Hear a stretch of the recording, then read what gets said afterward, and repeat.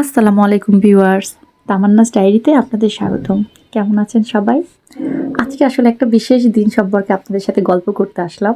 গতকালকে আমার বড় মেয়েটার বার্থডে ছিল 14 ডিসেম্বর। তো তেমন কোনো বড় আয়োজন ছিল না। বড় মানে কোনো প্ল্যানই ছিল না আসলে কালকে নিয়ে। আসলে দেশে যাব, গ্রামে যাব, সেই প্রিপারেশন নিতে মানে এইদিকে সময় করে উঠতে পারছিলাম না। তারপর ওর বাবা প্ল্যান করলো যে চলো আমরা দুপুরের পরে সন্ধ্যায় বাইরে ডিনার করি আর ওর কেকটা কাটি। তো আমি বললাম ওকে ঠিক আছে, তাহলে ও খুশি হবে।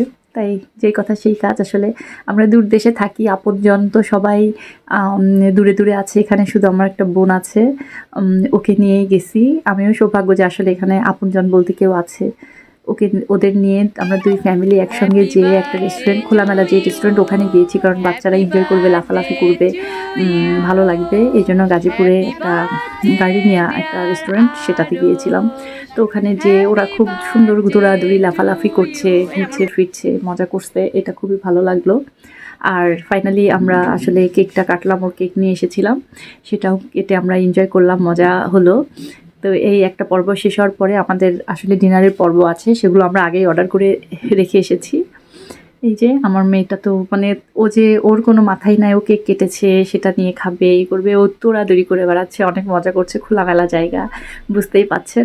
অবশেষে ওকে খুঁজে পাওয়া গেল, আমার হাত থেকে এক পিস কেক খেলো, মানে এক বাইট বলা যায়।